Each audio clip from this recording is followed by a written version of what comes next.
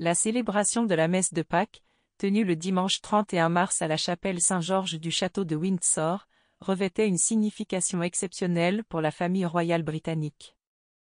En effet, la présence du roi Charles III lors de cet événement religieux était d'une importance particulière, compte tenu de son absence prolongée des engagements publics ces dernières semaines.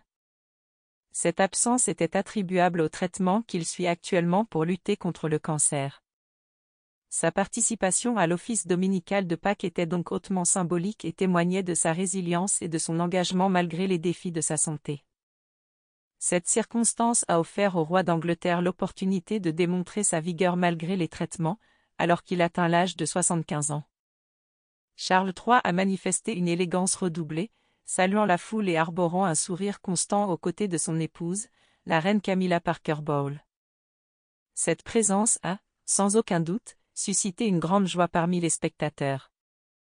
Toutefois, il est peu probable que cette scène se reproduise de manière régulière, étant donné que la santé du roi doit désormais être traitée avec une extrême précaution. C'est ainsi que le roi Charles III risque de devoir faire l'impasse sur un événement qui lui tient pourtant particulièrement à cœur. La commémoration des 80 ans du jour du débarquement, prévue pour le 6 juin prochain à Omaha Beach, en Normandie.